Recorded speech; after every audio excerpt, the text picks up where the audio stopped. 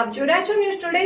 પાનોલી જીઆઈડીસીમાં આવેલ હિન્દુસ્તાન કંપનીમાં અચાનકથી રાસાયણિક જથ્થામાં આગ લાગવાની ઘટના સામે આવી છે. પાનોલી જીઆઈડીસીમાં પાકરોલ બ્રિજને અડીને આવેલી હિન્દુસ્તાન એમઆઈસ્કો લિમિટેડ કંપનીમાં સાંજના સમયે કંપનીમાં સ્ટોરેજ વિભાગમાં જ્યાં વિપુલ માત્રામાં રાસાયણિક જથ્થો સ્ટોરેજ કરવામાં આવ્યો હતો, જેમાં અચાનક કોઈ કારણોસર આગ ભભૂકી ઉઠતા આગે જોતજોતામાં વિકરાળ સ્વરૂપ ધારણ કરી લીધું. આગની ચપેટમાં આખા સ્ટોરેજ વિભાગ આવી ગયો હતો. કંપનીમાં મેનેજમેન્ટ અને સિક્યુરિટી વિભાગ દ્વારા પાનોલી ફાયરને જાણ કરતા 3 ફાયર ટેન્ડર સાથે કાફલો સ્થળ ઉપર ધસી આવ્યો હતો. આગ વધુ વિકરાળ હોવાથી ડીપીએમસીની ટીમ પર સ્થળ પર પહોંચી આગ બુઝાવવા માટે પ્રક્રિયા શરૂ કરી હતી. સતત પાણીમારો અને ફોર્મ વડે આગ બુઝાવવા માટે જહેમત ઉઠાવી હતી, ત્યારે આગ લાગવાનું કારણ શોર્ટ સર્કિટ માનવામાં આવી રહ્યું છે. જોકે ભારે જહેમત બાદ આગ ઉપર ફાયર ટીમોએ કાબુ મેળવ્યો હતો અને આગની જાણ થતા જીપીસીબી સહિતના અધિકારીઓ સ્થળ ઉપર દોડી આવ્યા હતા.